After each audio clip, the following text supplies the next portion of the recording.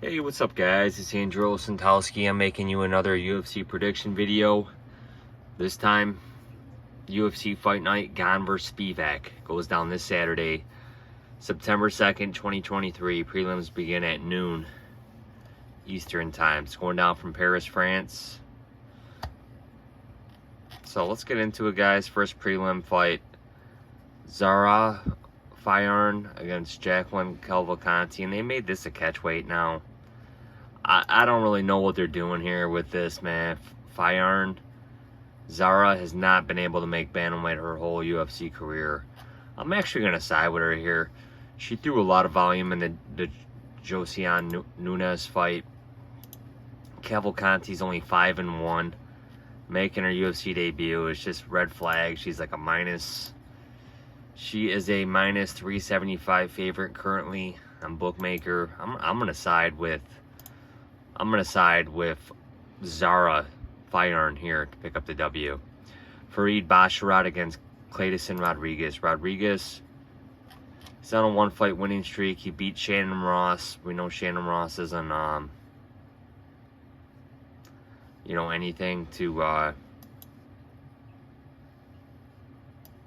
write home about. He did miss weight. Farid Basharat, this guy's good, man. He's part of the Basharat brothers. He's coming off a win over Damon Blackshear. We know how good Blackshear's looked. Beat Alan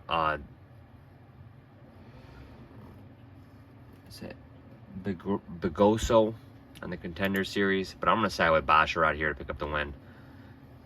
Nora Cornwell against Jocelyn Edwards. Cornwell, again, this is another red flag for me. She's 6-0. A lot of her wins have come on the UAE Warriors series. She's a French fighter. Again, 33 years old, so she's not no spring chicken. And she's going against Jocelyn Edwards here, who is crazily on a 3-fight winning streak. It always seems like she's losing her fights when I tune into her, but I mean, she's on a 3-fight winning streak over Lucy Pudilova, Ji Young Kim, and Ramona Pasquale. And it's a pick'em fight on bookmaker right now. I'm going to side with Edwards here, man. Like I said, I think this UFC experience is going to go a long way in this fight. Cornell just has a lot of first-round finishes and stuff, man. And Jocelyn Edwards, she's a decision fighter. She's got good takedowns, decent stand-up. I'm going to side with Edwards here. Ange Lusa against McKee. I am glad McKee is back in the UFC, man. This guy's been phenomenal on the regional scene. He's picked up 3 straight wins since leaving the UFC, all by stoppage. He got cut from the UFC after 2 fights, man, and one of them was against Hamzat. So I just don't think that was right at all. I'm glad he's back. And I'm gonna pick him for the upset here to get past Ange Lusa. Taylor Lapilus against Colin Loughran. Like I said, I'm not Irish, but I'm gonna side with the Irish fighter here, man. I mean, Taylor Lapilus, he's been pretty steady money. Don't know why he left the UFC in the first place many years ago, but he did. And this guy, he's 8-0. He's got a lot of hype. I'm gonna side with this Irish fighter here, man. Loughran.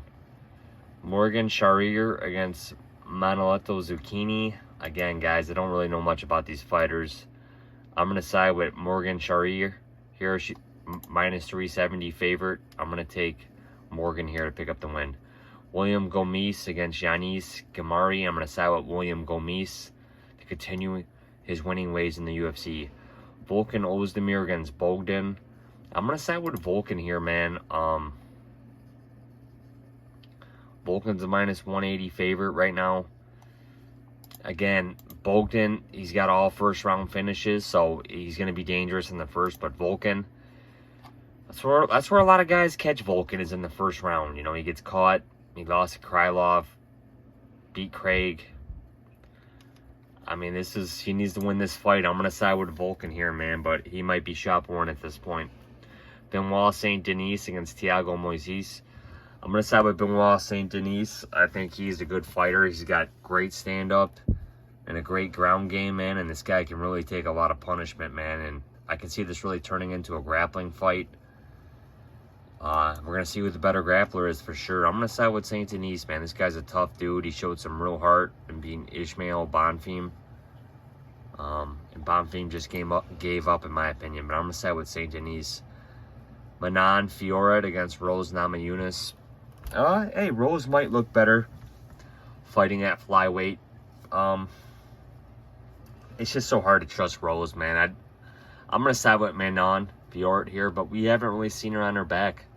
You know, and I'm sure if Rose is smart, she's going to try to take her down. But I'm going to side with Fiorot here, man. Like I said, it's just hard to trust Rose. Don't really know if she's going to be strong enough to compete at flyweight. Her skills, I mean, we know she's got a great stand-up and a great ground game. So that's not the question. It's just how is she going to match up physically against Fiorot. Fiorot's probably just going to use a decision-based approach here. I'm going to side with Fiorot here, man. Ciryl Gane against Spivac. Hey, credit to Spivac, man. He at one point he kind of looked like he was in a not panning out in the UFC, but let's look at who he's beat. You know, he's beat Greg Hardy, Sakai, and Derek Lewis. I mean, these three guys, two of these guys aren't even around anymore in the UFC. He has won. I mean, he's done good. I mean, he lost to Aspinall, no shame in that. But I mean, he was really going for broke in that Derek Lewis fight, man. And if he didn't get Derek Lewis out of there in round one, I was kind of worried about where this guy's gas tank was going to go. Because I'm pretty sure he's going to try to take it to the ground against Gane, but I don't think he's going to have that success, man. Ciryl Gane, the UFC has tried to make. The UFC has tried to make Ciryl Gane their heavyweight champ for some time. He picked up the interim heavyweight champ against Derek Lewis a couple years ago. We know about that. But he's really dropped the ball against Jones and Ngannou. I mean, he really looked absolutely terrible against John Jones. I thought for sure he could have exposed John Jones had he not been taken down. I don't really think John Jones had cardio at heavyweight's all that good. He looked slow standing. John Jones did. I don't think John Jones' stand-up is the same in heavyweight as it was at light heavyweight. So I was really hoping to see Gane expose him, and he just absolutely dropped the ball in that fight. But what he's done standing to all these stand-up fighters, he's destroyed Tuivasa, Lewis, Volkov, Jairzinho, Dos Santos. This guy, man, he's been rolling through these guys like nothing, like butter.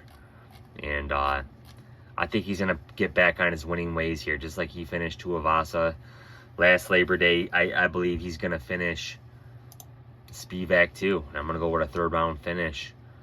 But I think Ciryl Gane gets back on his winning ways. But I cannot fault guys for taking that underdog money on Spivac. I get it. I understand. I just don't think he's going to get this to the ground and control him here. And I think Gane, we know Gane can go 5 rounds. We know Gane has serviceable stand-up. You know, so my pick's going to be Gane.